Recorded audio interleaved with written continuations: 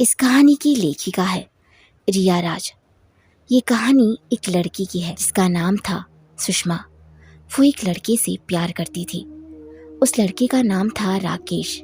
जब उन दोनों ने शादी करने का फैसला किया, लेकिन उनकी फैमिली ने उनकी उस शादी को एक्सेप्ट नहीं किया, तब उन दोनों ने भागकर शादी कर ली और वो दोनों मनाली चले गए। मनाली में राकेश का एक बहुत ही बड़ा फार्म हाउस था। वो सुषमा को उस फार्म हाउस पे लेके आया, लेकिन जैसे ही सुषमा उस फार्म हाउस में आई, उसे वहाँ कुछ अजीब सा महसूस होने लगा। जब भी वो सोने जाती, उसे ऐसा लगता जैसे उसके पास में ही कोई बैठा हुआ हो। सपने में भी उसे अजीब सी लड़कियां दिखाई देती थी। एक दिन वो राकेश के साथ पहाड़ियों पे घूमने गई थी। घूमते घूमते अचानक उसे कुछ ऐसा महसूस हुआ और इतने में ही किसी ने उसका पैर ही खींच लिया। उतने में ही राकेश ने उसे संभाल लिया और उससे पूछा, क्या हुआ सुषमा? तुम कुछ दिनों से परेशान सी हो। तब सुषमा ने डरते हुए कहा, जब से हम यहाँ आए ना, कुछ अजीब अजीब सा महसूस हो रहा है मुझे, और अभी तो मेरे पैर को। उतने में ही उसकी बात को काटते हुए राकेश ने कहा, अरे ये सब तुम्हारा वहम है, यहाँ ऐसा कुछ भी नहीं है और मैं हूं ना तुम्हारे साथ, डरो मत। उसके बाद वो दोनों फार्म हाउस के लिए निकल गए। वैसे भी वो दोनों 4-5 दिनों से वहाँ रह रहे थे, लेकिन अचानक आज रात सुषमा को बहुत ही अजीब सा महसूस हो रहा था।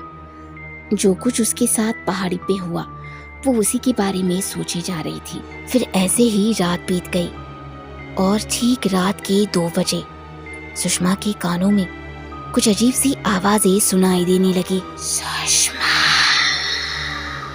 सुषमा। अचानक से सुषमा नींद से हड़बड़ाकर जाग गई। उसने अचानक से देखा कि खिड़की से कुछ तो काली परछाई दिख रही थी।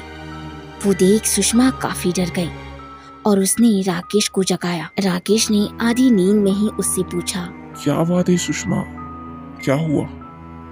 उस पर सुषमा ने डरते हुए कहा, वो वहाँ खिड़की के पास, वहाँ कोई है, हमें देखे जा रहा है। उस पर जब राकेश ने उस खिड़की की तरफ दिखा, तब उसे वहाँ कोई भी नहीं दिखा। ये देख उसने सुषमा से कहा, वहाँ तो कोई भी नहीं है, तुम फालतू में परेशान हो रही हो, सो जाओ, मैं हूं ना। ऐसा कहकर वो सो गया। लेकिन सुषमा को अभी भी नींद नहीं आ रही थी। उसका ध्यान बार बार उसी खिड़की की तरफ जा रहा था। फिर अचानक दोबारा सुषमा को किसी ने पुकारा। तब सुषमा ने खिड़की की ओर देखा, तब वहाँ कोई भी नहीं था। इससे पहले वो कुछ सोचती कि तभी उसका ध्यान दरवाजे के पास गया। तब वहाँ उसे किसी की परछाई दिखी। वो देख वो डर के मारी राकेश को जगाने लगी।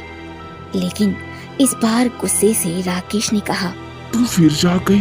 तुम क्यों फालतू बातों से परेशान हो रही हो? ये सब तुम्हारा वहम है और प्लीज चुपचाप सो जाओ और मुझे भी सोने दो। तब सुषमा चुप ही हो गई और फिर सोने की कोशिश करने लगी। अभी थोड़ी ही देर हुई थी कि तभी सुषमा के कानों में फिर से किसी ने उसका नाम पुकारा। इस बार सुषमा को बहुत ही गुस्सा आया और इस बार उसने बिना राकेश को जगाए ही खुद ही दरवाजा खोल दिया और बाहर निकल गई। वो आवाज अभी भी उसके कानों में सुनाई दे रही थी। उस आवाज का पीछा करते करते अब वो फार्म हाउस से बहुत दूर निकल गई थी। चलते चलते वो एक घने जंगल में आ गई। वहाँ पर उसने देखा कि एक पत्थर पर एक लड़की बैठी हुई थी। उसे देख ऐसा लग रहा था जैसे वो सुषमा का ही इंतजार कर रही थी। सुषमा ने उसके पास जाके कहा, क्या तुमने ही मुझे आवाज देकर यहाँ बुलाया है? तब उस लड़की ने कहा, हाँ सुषमा, मैंने ही तुम्हें यहाँ बुलाया है। तब सुषमा ने उससे कहा, लेकिन क्यों, और तुम हो कौन और मुझे कैसे जानती हो? तब उस लड़की ने मुस्कुराते हुए कहा, ये सब तुम्हें जानने की जरूरत नहीं है। मैं कौन हूँ, क्या हूँ, इन सब से तुम्हें कोई मतलब नहीं होना चाहिए। मैंने तुम्हें यहाँ इसलिए बुलाया है कि अगर तुम्हें अपनी जान प्यारी है तो यहाँ से भाग जाओ अभी। उस पर सुषमा ने भड़कते हुए कहा, मजाक चल रहा है क्या? तुमने कहा और मैंने मान लिया। मैं कोई अकेली नहीं हूँ, मेरे साथ मेरे पति है, तो मुझे कैसा खतरा? तब उस लड़की ने मुस्कुराते हुए कहा, जिसे तुम अपना रक्षक समझ रही हो वही तुम्हारी जान का दुश्मन है, क्योंकि राकेश एक बहुत ही ज्यादा घटिया इंसान है। उसके मुंह से राकेश का नाम सुनते ही सुषमा हैरान हो गई और उसने फिर से पूछा, तुम राकेश को कैसे जानती हो? क्या उसकी दोस्त हो? तब उस लड़की ने कहा, राकेश की लाइफ में बहुत सारी लड़कियां आई और गई, लेकिन जहाँ गई वहां से वो कभी वापस आई ही नहीं। तभी सुषमा ने कहा, मैं कुछ समझी नहीं।